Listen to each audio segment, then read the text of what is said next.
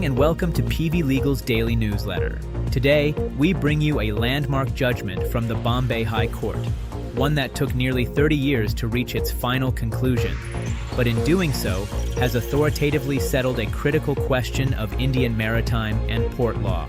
The case is JSW Steel Limited, formerly known as Ispat Industries Limited, versus the Board of Trustees of the Mumbai Port Trust. The judgment was delivered on April 10, 2026 by a division bench comprising Justice Manish Patel and Justice Shriram V. Shirsat. Here is what happened.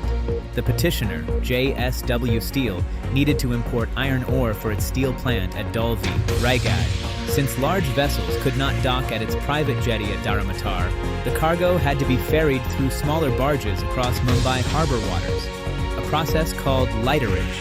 JSW Steel hired a freight forwarder NS Guzder & Co., who in turn chartered a barge called MV Satyam from its owner, Shivam Engineers, on a time charter basis. In April 1995, MV Satyam sank in the harbor while carrying iron ore. Mumbai Port Trust issued a notice under Section 14 of the Indian Ports Act, directing JSW Steel, along with the charterer and the owner of the barge, to raise or remove the wreck and deposit R70 lakhs as security. When JSW Steel refused, arguing that it was not the owner of the barge, the Port Trust suspended its entire lighterage permit in October 1996, crippling its business overnight. JSW Steel challenged this suspension in the Bombay High Court. After a premature disposal in 2021, the Supreme Court revived the matter in February 2025, directing that the fundamental legal question, on whom does wreck removal liability fall, must be answered. The Bombay High Court has now answered it clearly and decisively. Section 14 of the Indian Ports Act fastens liability only on the owner of the vessel. The court held that JSW Steel was not the owner. It was merely a cargo owner who had hired barges through a freight forwarder.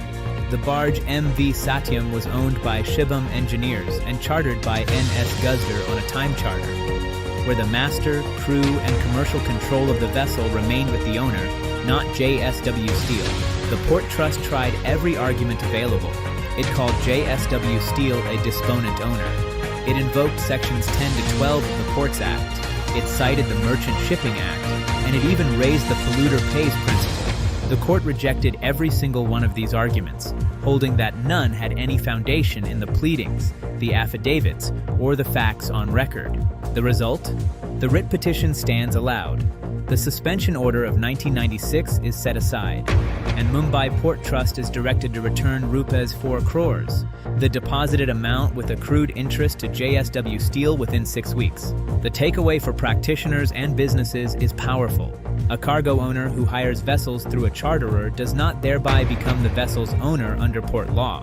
Plain statutory language must be given its plain meaning, and a public authority cannot build its case at the final hearing on provisions it never pleaded, never followed, and never invoked in its notices. 30 years, one legal question, one clear answer.